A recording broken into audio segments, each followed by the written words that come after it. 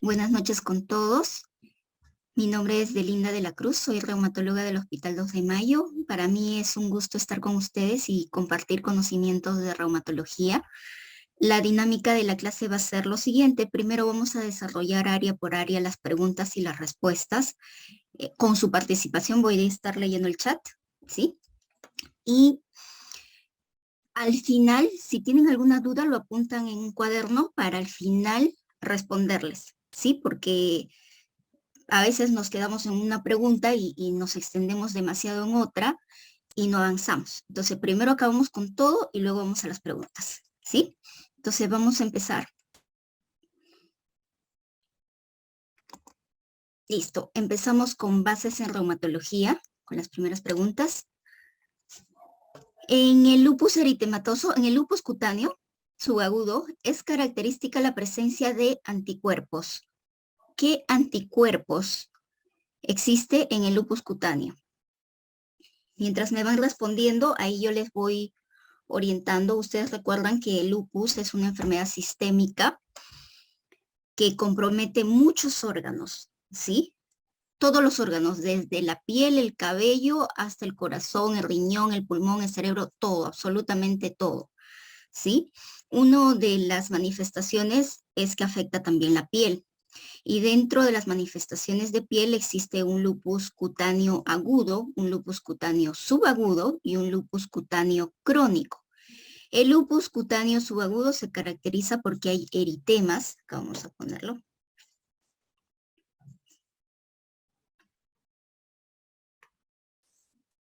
Hay divergencia, por ahí me están, Pilar me dice la C, Caroline me dice la A, alguien dice otra letra, mientras les termino de explicar aquí rapidísimo.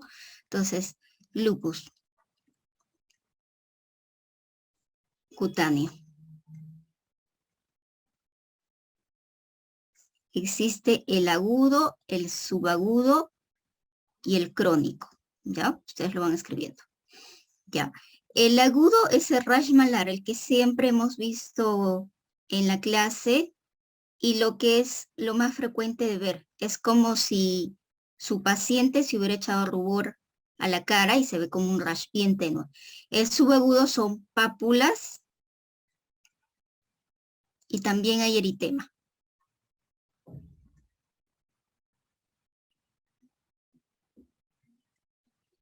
Y el crónico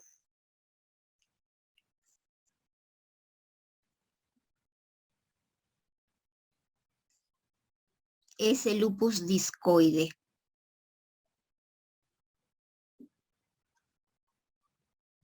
Estas dos no dejan cicatriz, no cicatriz.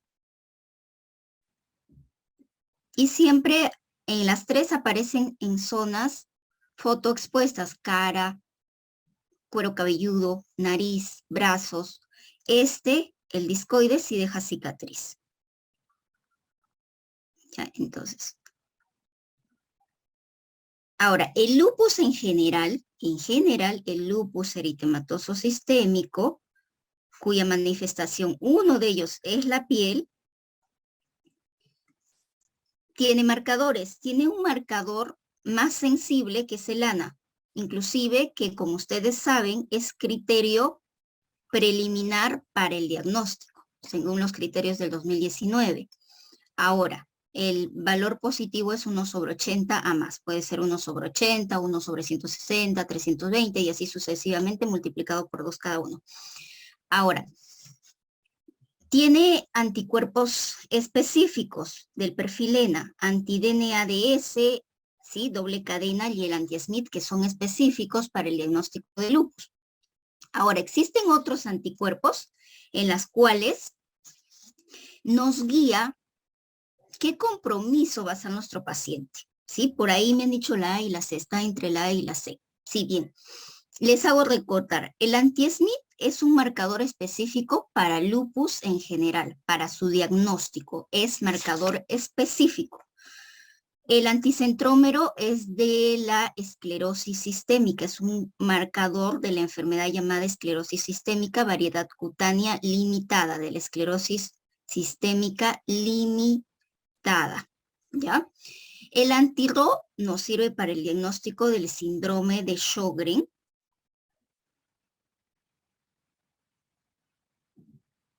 Y también como marcador cutáneo de lupus. ¿Ya? Y ahí les doy la respuesta. ¿Sí? La respuesta es el anti-Ro. El anti-Jo, recuerden que es de las miopatías, básicamente de la polimiositis. Y el antistona es de lupus inducido por drogas. Por ahí alguna vez vino, me parece que en el examen de la residencia, provocado por una droga. Toda la clínica de lupus, obviamente era un diagnóstico de lupus, pero era un lupus-like y tenía un marcador no de anti-SNP, no de anti-DNA doble cadena, sino de anti-histona. ¿Sí? Entonces, aquí la respuesta dada a la pregunta es la C, el anti-Ro. ¿Qué anticuerpos constituyen los marcadores, ya yendo a la siguiente pregunta, serológicos del síndrome antifosfolipídico? Recordamos aquí que el síndrome antifosfolipídico se caracteriza porque clínicamente va a tener una presentación de trombosis. Tu paciente puede tener trombosis y esa trombosis puede ser arterial o venoso, cualquiera de los dos. O tu paciente puede estar gestando, en el caso de que sea una mujer, puede estar gestando y va a tener abortos en el primer trimestre y en el tercer trimestre, ¿ya? Y también, esto es en cuanto a los abortos, y también puede estar asociado a partos prematuros asociados a preeclampsia, ¿ya? Preeclampsia, no se puede creer. Listo, entonces eso va a ser la clínica. Y el laboratorio va a ser los anticuerpos, que justamente nos están preguntando por ellos, ¿ya? El primer anticuerpo es el anticoagulante lúpico. El segundo anticuerpo es el anti-beta 2.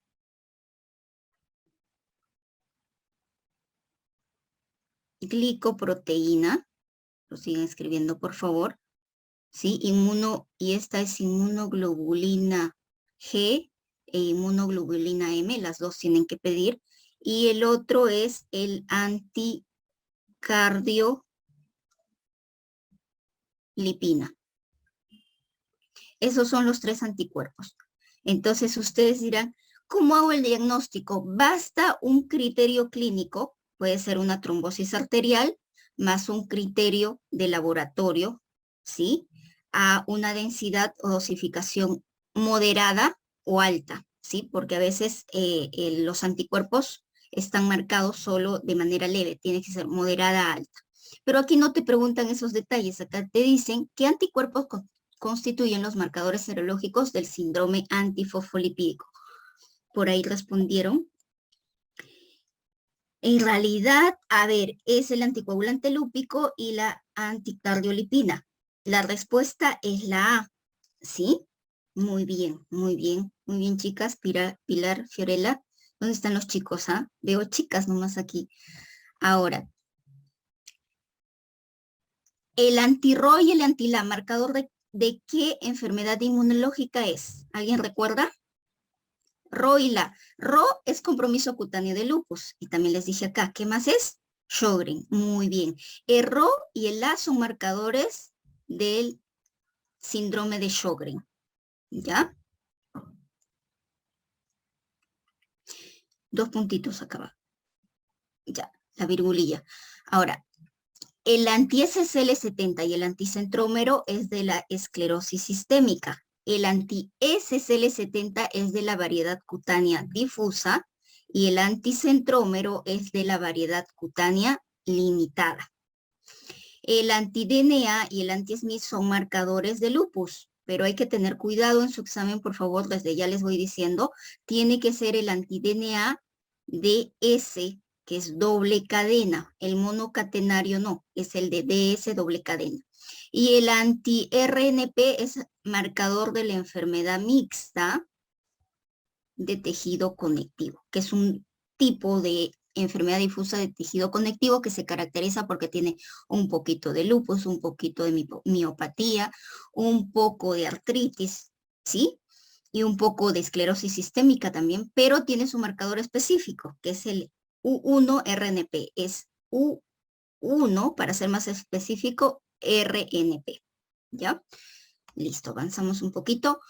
Un líquido sinovial de aspecto transparente,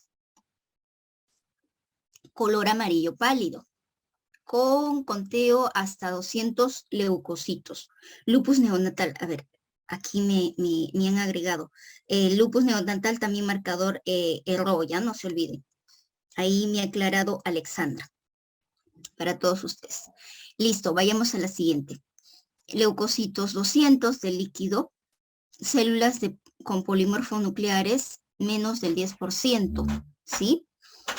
Y aquí, ahora vamos a ver, aquí tenemos que hacer estudio de líquido sinovial. Aquí vamos a aprender y recordar lo siguiente. Líquido sinovial normal o el conteo de leucocitos. Menor de 200, de 200 a 2000, de 2000, esto lo van a colocar en un post-it y lo van a leer 2 días antes de su examen, a 50.000 y mayor a 50.000. ¿Ya? Esto quiero que recuerden. Menos de 200 es normal. De 200 a 2000 es tipo 1, líquido sinovial tipo 1. De 2000 a 50.000 es tipo 2, líquido sinovial, según la clasificación de Bauer, tipo 2. Y mayor a 50.000, tipo 3. ¿Por qué es importante saber ello? Porque el tipo 2 es inflamatorio. ¿Qué quiere decir? Que si ustedes hacen el estudio del líquido sinovial de una monoartritis y sale inflamatorio, ustedes tienen que descartar enfermedades difusas de tejido conectivo.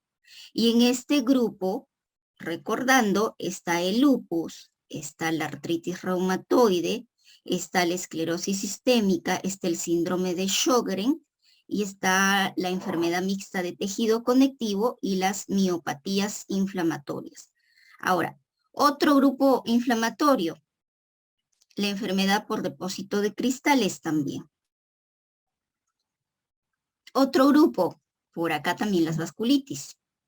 Bien alejado, pero las vasculitis también generan artritis. ¿Ya? Y el tipo 3 es la séptica.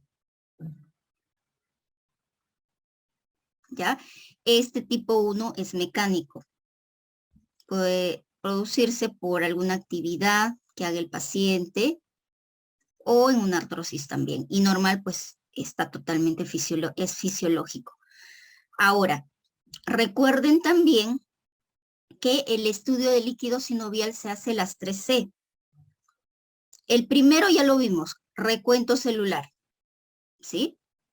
El primero es recuento celular. Luego vamos a pedir cristales, porque ese líquido que tú extraes no lo botas, lo vas a mandar a estudiar. Cristales para detectar si es una enfermedad por depósito de cristales. Luego envías a cultivar ese líquido.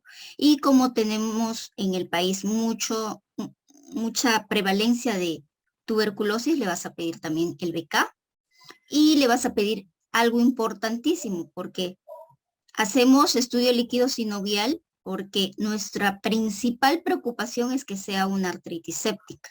Entonces tenemos que pedirle un gramo. Entonces le van a pedir las 3C más estas dos, BK y gramo. Son 5 estudios que ustedes tienen que hacer con un líquido sinovial. Entonces, si ustedes saben este pequeño detalle, van a poder responder todas las preguntas y todas con solo esto, por favor.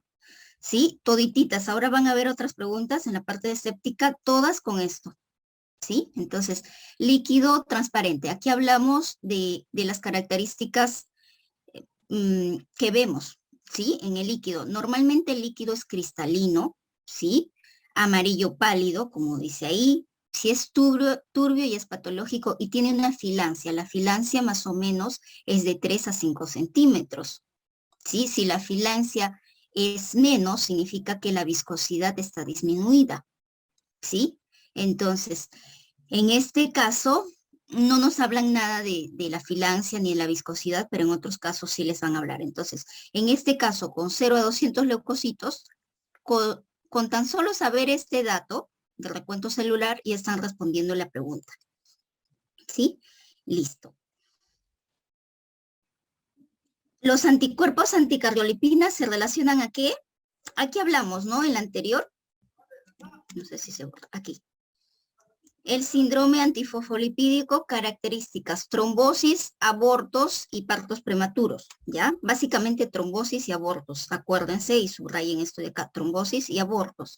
Ahora, aquí en esta pregunta que les hacen, los anticuerpos anticardiolipina está relacionado a trombosis, muy bien, José, ¿ya? Entonces, está relacionado a trombosis y también está relacionado a abortos. Les pueden cambiar la pregunta también, ¿ya? Muy bien. Entonces, la clave es la C. Digo, la D. La C no podría ser, la nefritis puede dar en vasculitis, puede dar en lupus eritematoso sistémico, ¿sí? Marcador, el anticardiolipina no es marcador ni de vasculitis ni de lupus eritematoso sistémico. Pero un detalle ahí, el lupus eritematoso sistémico está asociado al SAF en un 20%. Es un overlap, un síndrome de sobreposición. Hay dos enfermedades a la vez.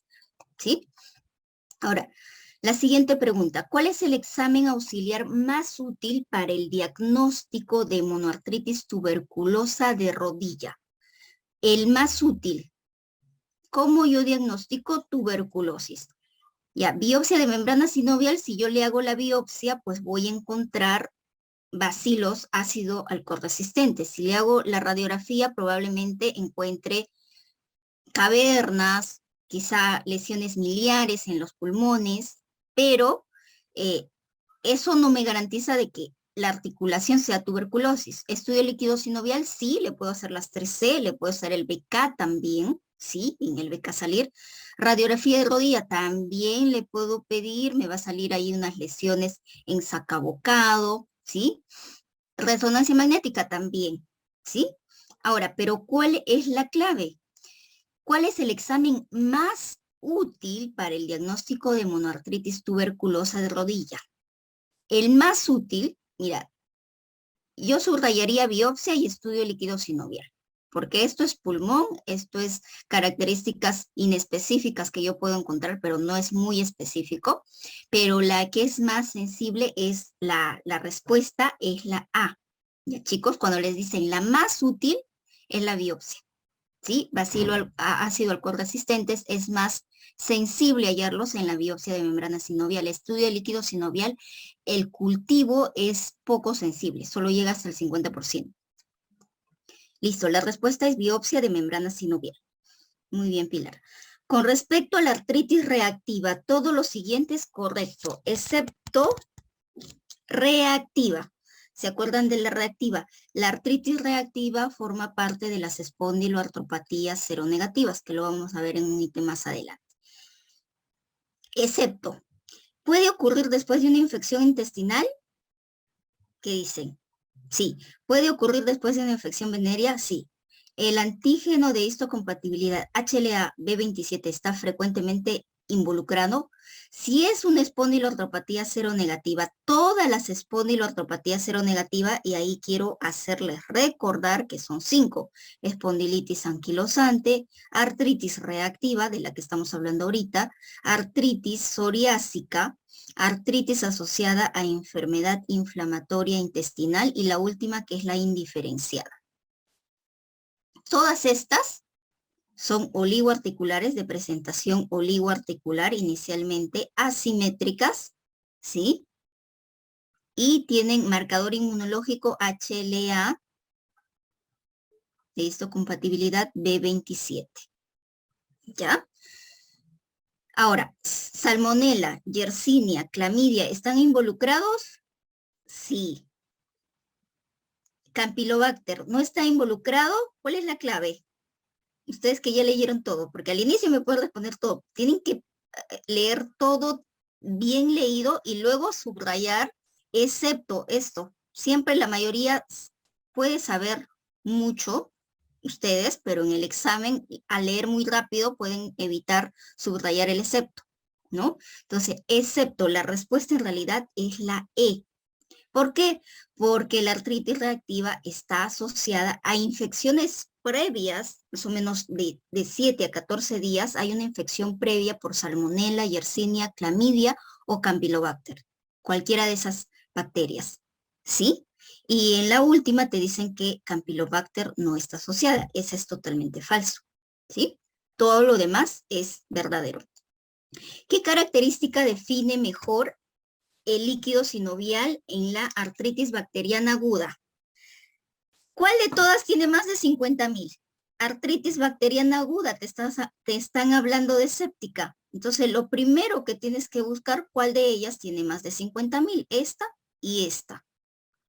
Viscosidad alta significa que hay el ácido hialurónico y todas las proteínas que están en el líquido sinovial están bien, porque eso es espeso, ¿sí? La viscosidad baja significa que ya estructuralmente todo el líquido sinovial está alterado, ¿ya? Entonces, a predominio de polimorfonucleares y ausencia de cristales. ¿Cuál es la respuesta? Por ahí veo que primero responden una y después a otra. Eso les puede pasar ahora, pero en el examen no, por favor. Lo leen bien, subrayan bien, vuelven a leer la pregunta si es excepto o no hay excepto y terminan marcando la C, ¿sí? Si por ahí tienen dudas, al final me consultan, ¿sí? Varón joven ingresa por una monoartritis aguda de rodilla derecha. Monoartritis, y aquí les quiero hacer recordar, toda monoartritis aguda es séptica hasta demostrar lo contrario.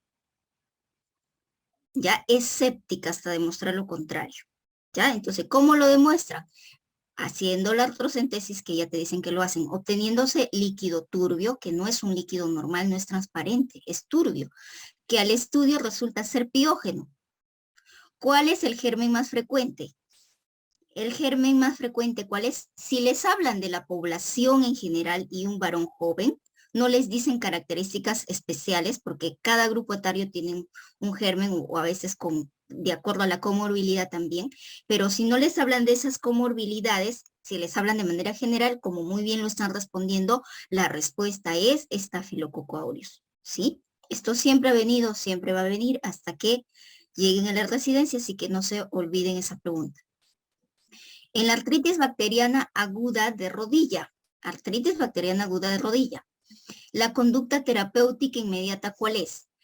Ahora, les había dicho aquí, toda monoartritis, compromiso de una articulación es séptica hasta que demuestren lo contrario. ¿Cómo lo demuestran? Van a pedir las 3C, van a pedir el BK y van a pedir el GRAM, ¿sí? Pero para eso ustedes tienen en toda monoartritis primero hospitalizarlo. ¿Por qué? El GRAM sale más o menos en 10 a 15 minutos, ¿sí? Puede ahí que les salga coco o en racimo, entonces si ese racimo sale Staphylococcus aureus, ya le van dando el antibiótico. Pero a veces el GRAM no te sale nada y el cultivo más o menos demora de 3 a 5 días. Pero este paciente se tiene que quedar hospitalizado. ¿Por qué? Y le tengo que dar antibiótico. ¿Por qué? Porque sabiendo estas características de que el GRAM puede salir negativo, habiendo bacterias, y el cultivo sale de 3 a 5 días, una articulación, si es que hay una bacteria, y más aún si es Staphylococcus aureus, muy bien, José Manuel.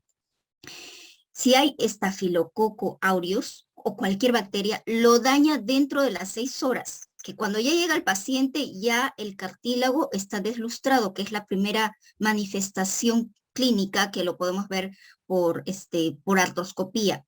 El cartílago se deslustra y dentro de las 24 horas ya hay erosiones pequeñas que no se ven en la radiografía, ¿sí?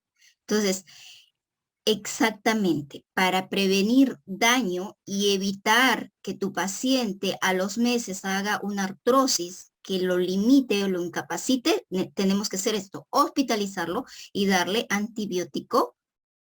En realidad, al inicio, si no te sale Gram, tienes que probar. Si es el germen más frecuente, tienes que darle para el estafilococo aureus, ¿sí? De acuerdo al grupo etario que pertenece. Entonces, ¿aquí qué hacemos? La conducta terapéutica inmediata, ¿cuál es? ¿Drenaje de líquido? Sí.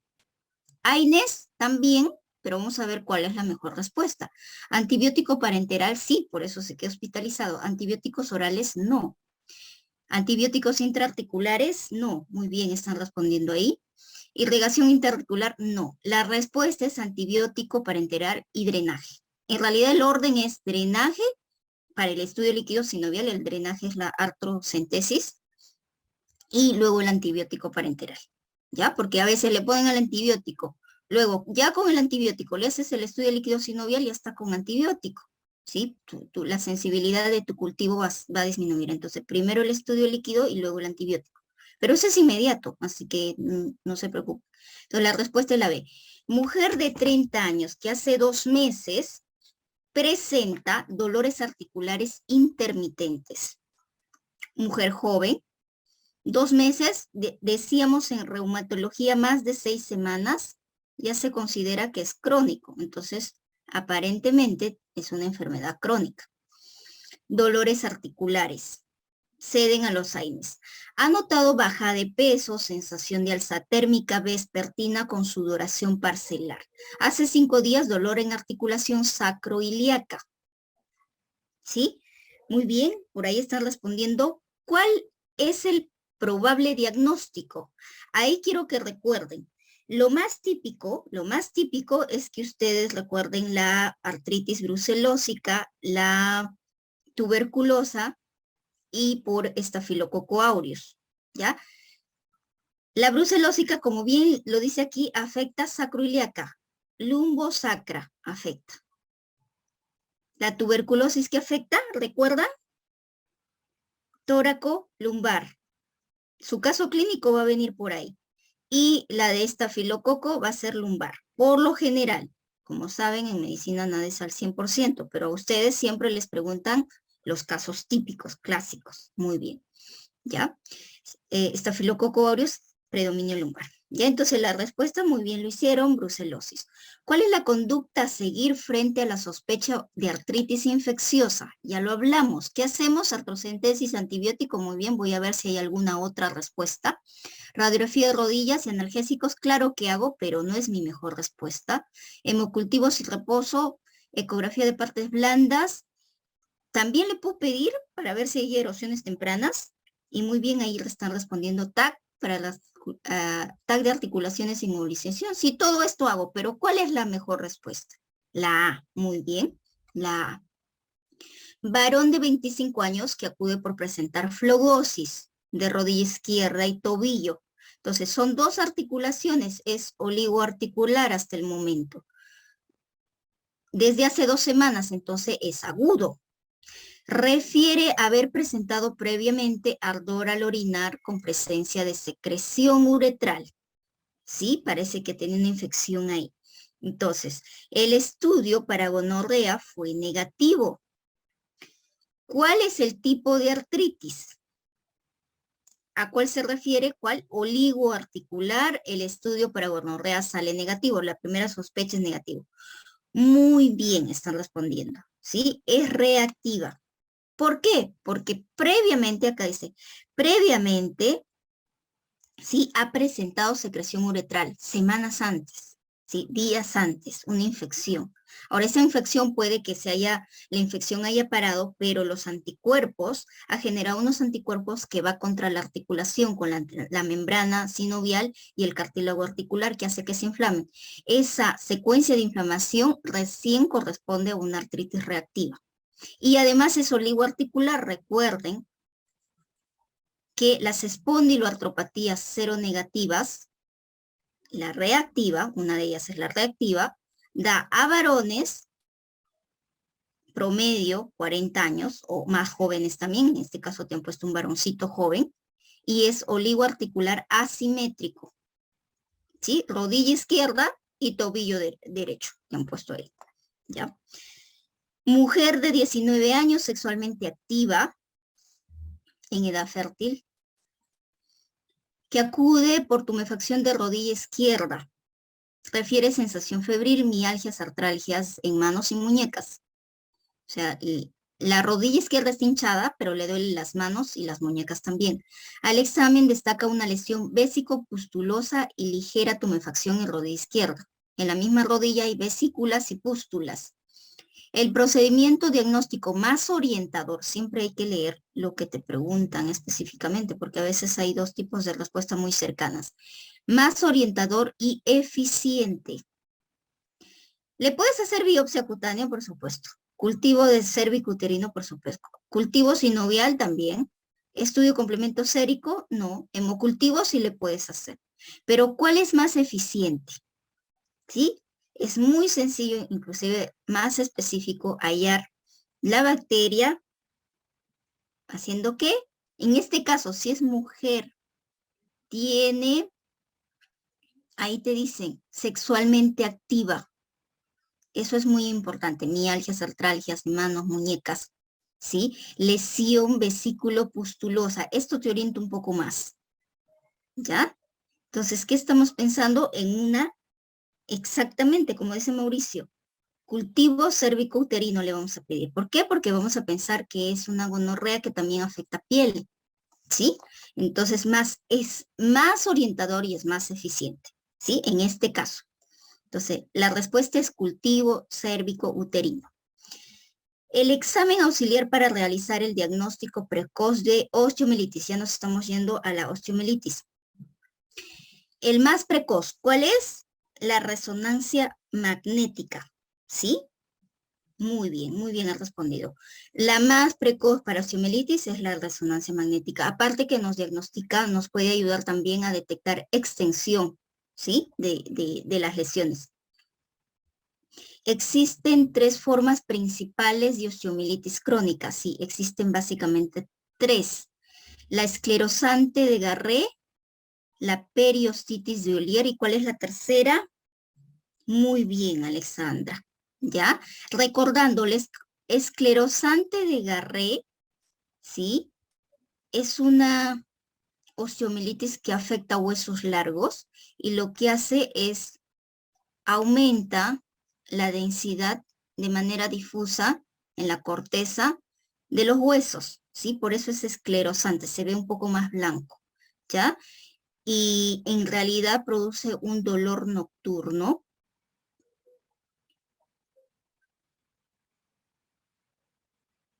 Neurálgico.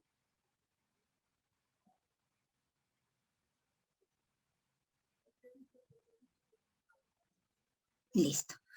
Ahora, la periostitis, osteoperiostitis de Ollier, como su nombre lo dice, osteoperiostitis de Ollier lo que se va a producir es, si esto es la carita de un paciente, ese es el cuero cabelludo, va a formarse aquí un absceso superióstico, ¿sí? Generalmente en el cuero cabelludo, ¿sí?